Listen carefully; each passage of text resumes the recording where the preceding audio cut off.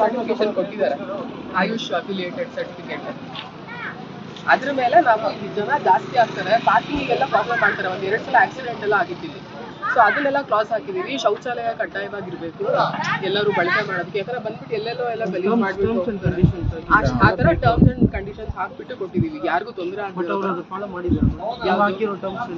ಆಮೇಲೆ ಅವ್ರು ಹೇಳಿದ್ರು ಟಾಯ್ಲೆಟ್ ಕಟ್ತಾ ಇದೀವಿ ಅಂತ ಕಟ್ಟಿದ್ದಾರೆ ಟಾಯ್ಲೆಟ್ ಕಟ್ಟಿದ್ದಾರೆ ಅಷ್ಟೇ. ನಾನು ಈ ಸೊತ್ತು ಆಗಿರೋದ್ರ ಮೇಲೆ ಪರ್ಮಿಷನ್ ಕೊಟ್ಟಿದ್ದೀನಿ. ಅವ್ರು ಚೆಕ್ ಮಾಡಿರ್ತಾರಲ್ಲ ನೀವೇನ್ ಮಾಡ್ತೀರಿ ಇವಾಗ SP ಅವರು ನನಗೆ ಆಕ್ಚುಲಿ ಡೈರೆಕ್ಷನ್ ಕೊಟ್ಟಿದ್ದು ಅದನ್ನ ಶಟ್ ಮಾಡಿ ಸದ್ಯಕ್ಕೆ ಫುಲ್ ಕ್ಲೋಸ್ ಮಾಡಿ ಅಂತ ಹೇಳಿದ್ರು.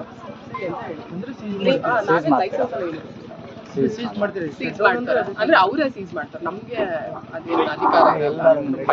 ಜನರಲ್ ಇದು ಲೈಸೆನ್ಸ್ ಏನು ಕೊಟ್ಟಿಲ್ಲ ಮೇಡಮ್. ಸ್ವಲ್ಪ ಡಾಕ್ಯುಮೆಂಟ್ ಅವ್ರು ಏನ್ ಕೊಟ್ಟಿದ್ದಾರೆ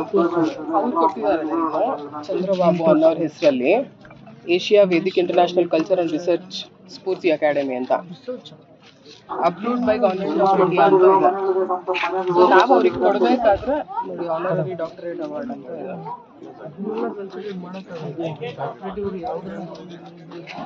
ಅಲ್ಲ, ಇದು ಅಫಿಲಿಯೇಟೆಡ್ ಸರ್ಟಿಫಿಕೇಟ್.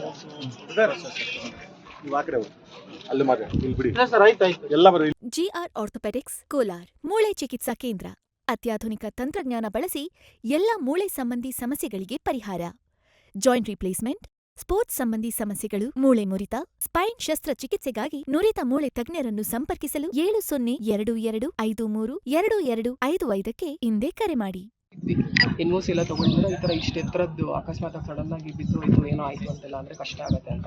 ಆ್ಯಂಡ್ ಇಲ್ಲಿಂದ ತುಂಬ ಬೇರೆ ಬೇರೆ ಕಡೆಯಿಂದ ಎಲ್ಲನೂ ಜನ ಎಲ್ಲ ಬಂದು ಇಲ್ಲಿ ಪೂಜೆ ಎಲ್ಲ ಮಾಡ್ತಾರೆ ಅಂತೆಲ್ಲ. ಪ್ಲಸ್ 1-2 ಸಲ ಆಕ್ಸಿಡೆಂಟು ಆಗಿತ್ತು ಈ ರೋಡಲ್ಲಿ. ನಾನೇ ಹೋಗ್ಬೇಕಾದ್ರೆ ತುಂಬ ಗಾಡಿ ಎಲ್ಲ ಬ್ಲಾಕ್ ಆಗೋದು ಅದೆಲ್ಲನೂ ಆಗಿತ್ತು. ಆವಾಗಲೂ ನಾನು ಹೇಳಿದ್ದೆ ಅವರಿಗೆ, ಬಟ್ ಅವ್ರು ಯಾವುದೇ ಪರ್ಮಿಷನ್ ತಗೊಂಡಿಲ್ಲ. ಆಮೇಲೆ ಇವಾಗ ಕಂಪ್ಲೇಂಟ್ ಆಗಿದೆ. ಇಷ್ಟೊಂದು ರೆವಿನ್ಯೂ ಜನರೇಟ್ ಆಗ್ತಾ ಇದೆ ಮೇಡಮ್. ಇಲ್ಲಿ ಹೆಚ್ಚು ಕಡಿಮೆ 1 ಎಕರೆದಲ್ಲಿ ಆಗಿದೆ ಮೇಡಮ್. ಅದೆಲ್ಲ ಏನಾದ್ರು ನಿಮ್ ಪರ್ಮಿಷನ್ ಧಾರ್ಮಿಕ ಕ್ಷೇತ್ರ ಅಂತ ಆಗ್ಬಿಟ್ಟಿದೆ. ಹೆಂಗೆ ನಿಮ್ ನೋಟಿಸ್ ಕೊಟ್ಟಿಲ್ಲ, ನಾವು ಬಾಯಿ ಮಾತಲ್ಲಿ ಹೇಳಿದ್ವಿ. ಯಾಕಂದ್ರೆ ಅವ್ರು ಇವಾಗ ನಾವ್ ಯಾವಾಗ ಬಂದ್ರು ಅವೈಲೇಬಲ್ ಇರ್ತಿರ್ಲಿಲ್ಲ. ಲಾಸ್ಟ್ ಟೈಮ್ ನಾವ್ SI ಸರ್ ಜೊತೆ ಬಂದಾಗ್ಲೇ ಅವ್ರು ಅವೈಲೇಬಲ್ ಇರ್ಲಿಲ್ಲ. ಇಲ್ಲಿ ಗ್ರಾಮ ಪಂಚಾಯತಿಗೆ ಅರ್ಜಿ ಕೊಟ್ಟಿದ್ರು, ನಾವ್ ಹೇಳಿ ಕಳ್ಸಿದ್ದಾದ್ಮೇಲೆ. ಇವಾಗ ಟ್ಯಾಕ್ಸ್ ಪರ್ಪಸ್ಗೋಸ್ಕರ ನಾವು ನೀವು ಇಷ್ಟು ದಿವಸ ಆದ್ರೂ ಖಾತೆ ಎಲ್ಲ ಆಗಿದೆ, ಇನ್ನೂ ನೀವು ಟ್ಯಾಕ್ಸ್ ಕಟ್ತಾ ಇಲ್ಲ ಅಂತ ಹೇಳಿದಕ್ಕೆ ಟ್ಯಾಕ್ಸ್ ಪರ್ಪಸ್ಗೋಸ್ಕರ ನಾವು ಅವ್ರಿಗೆ ಸರ್ವೆ ನಂಬರ್ ಏನ್ ಮೇಡಮ್ ಇಲ್ಲ, ಅದನ್ನ ಈ ಸೊತ್ತು ಮಾಡಿದಾರೆ, ಅದಕ್ಕೋಸ್ಕರ ನಾವು ಟ್ಯಾಕ್ಸ್ ಕಲೆಕ್ಟ್ ಮಾಡ್ತಿರೋದು. ಈ ಸ್ವತ್ತು ಆಗಿದೆ, ಮುಂಚೆನೇ ಆಗಿದೆ. 1 ಎಕರೆ ಪ್ರದೇಶದಲ್ಲಿ ಇದೆ ಇದು. ಯಾಕಂದ್ರೆ ಯಾರಾದ್ರೂ ಸಣ್ಣ ರೈತರು ಶೆಡ್ ಹಾಕೊಂಡ್ರು ಕೂಡ ಪರ್ಮಿಷನ್ ತಗೋತೀವಿ, ತಗೊಳ್ಳೇಬೇಕು. ಸಣ್ಣ ಅಂಗಡಿ ಬಟ್ ಅವರು ಪರ್ಮಿಷನ್ ಸರ್ವೆ ನಂಬರ್ ಅಲ್ಲಿ ಕನ್ಸ್ಟ್ರಕ್ಟ್ ಮಾಡ್ಕೊಬೇಕಾದ್ರೆ ತಮ್ಮ ಸ್ವಂತದ್ದು ಅಂತ ಹೇಳಿ ಇದ್ ಮಾಡಿರ್ತಾರೆ. ಸರ್ವೆ ನಂಬರ್ ಅಲ್ಲಿ ಇದ್ದಿದ್ದಕ್ಕೆ ಅವಾಗ ಯಾರು ಏನು ಮಾತಾಡಿರೋದಿಲ್ಲ. ಗ್ರಾಮ ಠಾಣಾ ವ್ಯಾಪ್ತಿಲ್ಲ ಆದ್ರೆ ನಾವ್ ಯಾಕೆ ಮಾಡಿಲ್ಲ ಅಂತ ಹೇಳ್ತೀವಿ. ಇವಾಗ ಶೆಡ್ ಎಲ್ಲ ನಾವ್ NREG ನಲ್ಲಿ ಮಾಡ್ಬೇಕಾದ್ರೆ ಪರ್ಮಿಷನ್ ತಗೊಳ್ಳಿ ಅಂತ ಏನು ಹೇಳಲ್ಲ, ಆಕ್ಷನ್ ಪ್ಲಾನ್ ಅಲ್ಲಿ ಇದೆಯಾ ಅಂತ ಅಷ್ಟೇ ಕೇಳೋದು ನಾವು. ನೀವು ಪರ್ಮಿಷನ್ ತಗೊಬೇಕು ಅಂತ ಹೇಳಲ್ಲ. ಮನೆ ಕಟ್ಟೋದು ಆ ತರದ್ದೆಲ್ಲ ಇದ್ರೆ ಲೈಸೆನ್ಸ್ ತಗೊಳ್ಳಿ ಅಂತ ಹೇಳಿ. ಶಕ್ತಿಪೀಠ ಅಂತ ದೊಡ್ಡದಾಗಿ ಕ್ಷೇತ್ರನೇ ಮಾಡ್ಕೊಂಡಿದ್ದಾರೆ. ಅವ್ರು ಬೋರ್ಡ್ ಹಾಕೊಂಡಿದ್ದಾರೆ ಸರ್, ಅವ್ರು ಬೋರ್ಡ್ ಹಾಕೊಂಡಿದ್ದಾರೆ. ಪ್ಲಸ್ ಸೋಷಿಯಲ್ ಮೀಡಿಯಾದಲ್ಲಿ ತುಂಬಾನೇ ಬರ್ತಾ ಇರುತ್ತೆ, ಜನಾನು ಮರಳಾಗ್ಬಿಟ್ಟು ಎಲ್ಲ ಬಂದಿರ್ತಾರೆ. ಅಲ್ಲ, ಅದಕ್ಕೆ ಟ್ಯಾಕ್ಸ್ ಇದೆಯಾ ಮೇಡಮ್? ಟೆಂಪಲ್ ಟ್ಯಾಕ್ಸ್ ಕಟ್ತೆ ಅಲ್ಲ, ಇವಾಗ ನಾನು ಬಂದಿದ್ದಾದ್ಮೇಲೆ ಅವ್ರದ್ದು ಈ ಸ್ವತ್ತು ಇದೆ ಅಂತ ಹೇಳಿದ್ರು, ಅವಾಗ ಟ್ಯಾಕ್ಸ್ ಕಟ್ಟಬೇಕು ಅಂತ ಅವ್ರಿಗೆ ಇನ್ಸಿಸ್ಟ್ ಮಾಡಿದ್ವಿ. 4 years ಆಯ್ತು ದೇವಸ್ಥಾನ 4 years ಆಗಿದೆ ಸರ್. ನಾನ್ ಬಂದ್ಬಿಟ್ಟು ಇಲ್ಲಿ 6 months ಆಗಿದೆ ಅಷ್ಟೇ. ಮುಂಚೆಯಿಂದ PDOs ಇದ್ದವರು ಅವ್ರು ಏನ್ ಮಾಡಿದಾರೆ ಅಂತ ಸೋಷಿಯಲ್ ಮೀಡಿಯಾದಲ್ಲಿ ನೋಡಿದೆ ಅಂತ ಹೇಳ್ತಿದ್ರು. ಅದೇ ಸೋಷಿಯಲ್ ಮೀಡಿಯಾದಲ್ಲಿ ನೋಡ್ಬಿಟ್ಟು ಆಮೇಲೆ ನಾನು ಇಲ್ಲಿ ಪಾಸ್ ಆಗ್ಬೇಕಾದ್ರೆ ಕೇಳಿದ್ದು, ಏನಿದು ಇಷ್ಟು ಎತ್ತರ ಇದೆಯಲ್ಲ ಇಲ್ಲಿ ಅಂತಾನೆ ಕೇಳಿದ್ದು ನಾನು.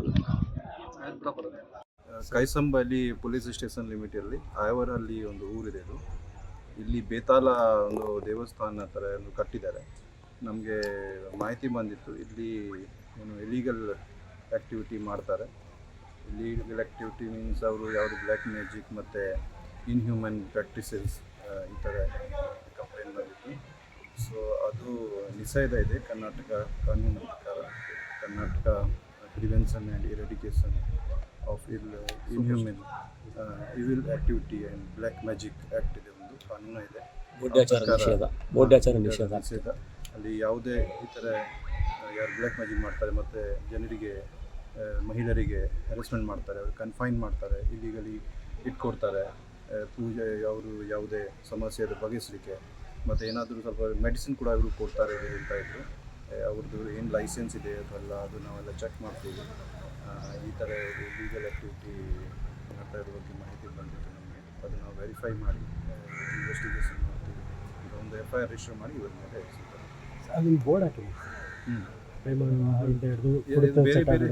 ಬೇರೆ ಬೇರೆ ಸಮಸ್ಯೆ ಲೈಕ್ ಕೋರ್ಟಲ್ಲಿ ಏನೋ ಸಮಸ್ಯೆ, ಕೋರ್ಟ್ ಕೇಸ್ ನಡ್ತಾ ಇದೆ, ವೈವಾಹಿಕ ಫ್ಯಾಮಿಲಿ ಮ್ಯಾಟರ್ ಇದೆ, ಅಥವಾ ಏನು ಜಾಬ್ ಸಮಸ್ಯೆ ಇದೆ, ಬೇರೆ ಡ್ರಿಂಕ್ಸ್ದು ಸಮಸ್ಯೆ ಇದೆ, ಇದೆಲ್ಲ ಬಗೆಹರಿಸಲಿಕ್ಕೆ ಇವರು ಏನಾದರೂ ಪ್ಯಾಕೇಜ್ ಥರ ಮಾಡ್ಕೊಂಡಿದ್ದಾರೆ, ಅದು ಪೂಜೆ ಮಾಡ್ತಾರೆ, ಪ್ಲಸ್ ಸ್ವಲ್ಪ ಹಣ ಏನು ರೇಟ್ ಚಾರ್ಜ್ ಇರುತ್ತೆ ಅವ್ರದ್ದು, ಅದು ಆ ಥರಗಳು ಕೊಡ್ತಾರೆ.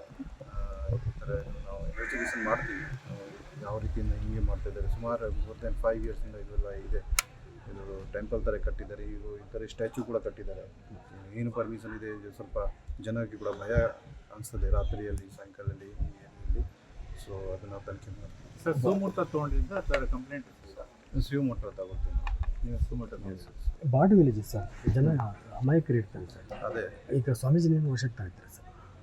ಸಾರಿ, ಸ್ವಾಮೀಜಿನೇ ಅಂತ ವಶಕ್ಕೆ ತಗೋತೀರಾ ಸರ್? ಇಲ್ಲಿ ಯಾರು ಅವರು ಯಾರ್ಯಾರು ಇದ್ದಾರೆ ಅವ್ರಿಗೆ ನಾವು ಎನ್ಕ್ವೈರಿಗೆ ಫಸ್ಟ್ ತಗೊಳ್ತೀವಿ, ಫಸ್ಟ್ ವೆರಿಫೈ ಮಾಡ್ತೀವಿ ಏನಿದೆ, ಏನೇನು ಆ್ಯಕ್ಟಿವಿಟಿ ಇದೆ. ಆ ಪ್ರಕಾರ ನಾವು ಅವ್ರಿಗೆ ಫಸ್ಟ್ FIR ಮಾಡಿ ಕೇಸ್ ರಿಜಿಸ್ಟರ್ ಮಾಡಿ ಅವ್ರ ಮೇಲೆ ಮುಂದಿನ ಕಾನೂನು ಕ್ರಮ ತಗೊಳ್ತೀವಿ. ಇದು ಗಡಿ ಭಾಗದ ಭಾಳ ಜನ ಆಂಧ್ರದಿಂದ ಬರ್ತಾರೆ, ಕರ್ನಾಟಕದಿಂದ ಕೂಡ ಭಾಳ ಜನ ಹೋಗ್ತಾರೆ. ಸೊ ಅವರು ಹಿಂಗೆ ಅವರು ಅಮಾಯಕರಿಗೆ ಅವರಿಗೆ ಈ ಥರ ಮೋಸ ಮಾಡ್ತಾರೆ, ಅದನ್ನು ನಾವು ತನಿಖೆ